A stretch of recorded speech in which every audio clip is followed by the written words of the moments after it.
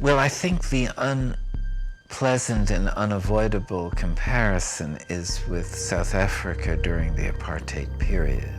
And I must say that having visited South Africa, that they were much better off than the Palestinians living in the refugee camps.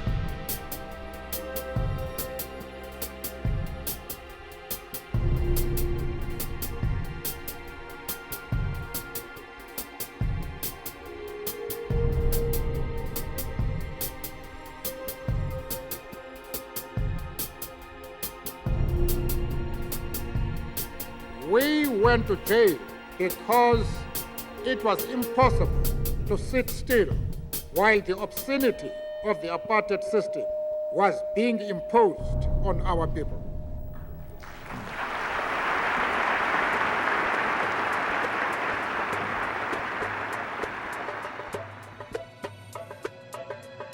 The United States is seen, quite correctly, as being the sole supporter of Israel, and that Israel would not be able to do what it is doing without American green light.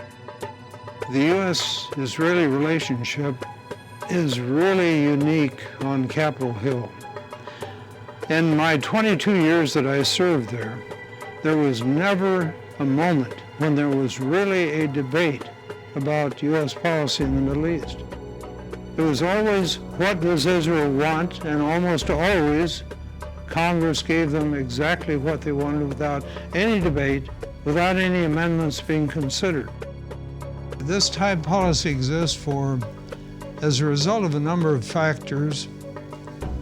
First of all, there is the lobby, the U.S. lobby for Israel.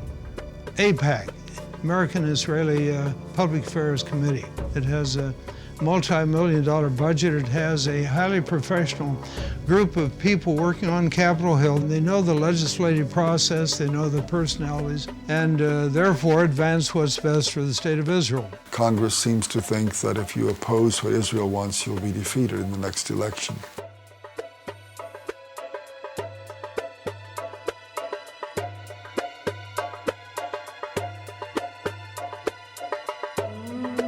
Another factor is the fundamentalist Christian community.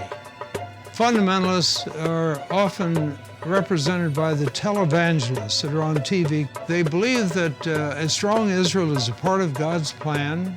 They believe that the day will come when a battle will occur in the plain of Armageddon in the Middle East. There will be the forces of truth and righteousness on one side, forces of evil on the other side. And in that struggle, the Christian forces, led by the second coming of Jesus Christ, will prevail. All of the Jews will be either destroyed or converted instantly to Christianity. It may sound to the viewer as a very far-out notion, but believe me, it is widely held and supported by millions of Americans whose doctrines really, in the ultimate, are hostile to the survival of Jews, but nevertheless, the supporters of Israel see this vast body of American people as being a great asset at this time, so they embrace them. And Mr. Robertson, who said, I had a vision from God that we have to support Israel. And no matter what happens and what they do, this is the will of God because they're God's chosen people.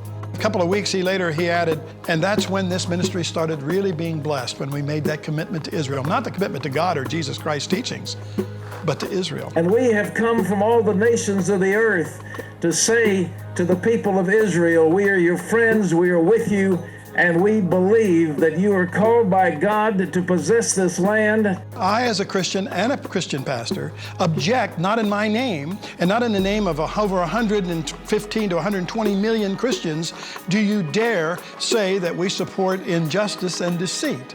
We do not. The citizenry of this democratic society is systematically deprived of access to the real facts. The American media play a major role in continuing U.S. support for Israel through leaving out vast swaths of information. It is the classic case of lying through omission. Major statements by American diplomats, senators, military leaders are going unreported. Sentences are being removed from news stories. Information is being manipulated.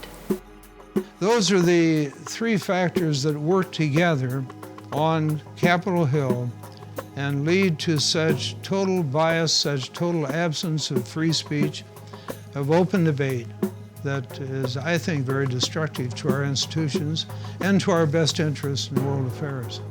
So Israel, for example, does not abide at all by international law. The entire occupation is illegal. It's a violation, in particular, of the Fourth Geneva Convention. By the rules of the Fourth Geneva Convention, you're not allowed to build settlements, you're not allowed to build roads, you're not allowed to expropriate land, you're not allowed to deport people, you're not allowed to restrict their freedom of movement, you're not allowed to harm their economy, you're not allowed to make them unemployed and impoverished. But everything that Israel does in the occupied territories, U.S. taxpayers are paying for. The U.S. gives the financing, it gives the military support. Israel receives as much foreign economic assistance as all the countries combined in the world.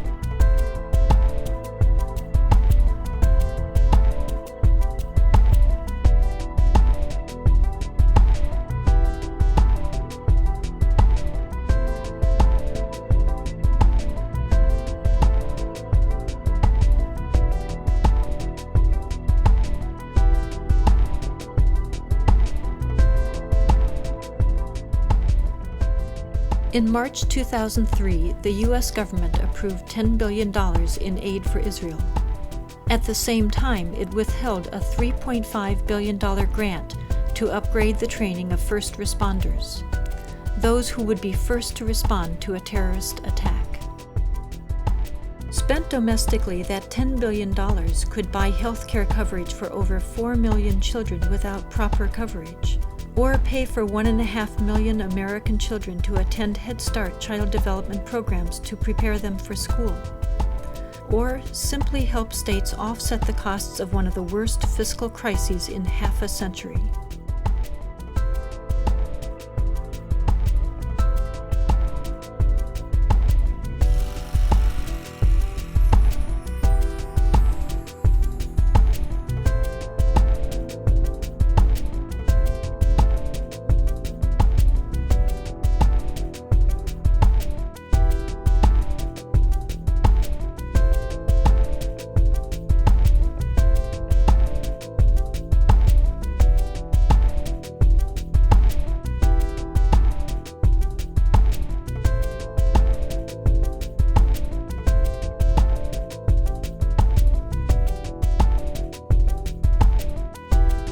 one of the reasons that the American commitment to Israel is so strong, that it's not only reflecting the impact of well-organized pro-Israeli lobbies, but it also represents the views of the Pentagon that sees Israel now as an indispensable strategic ally in the effort to control and exert influence throughout the region.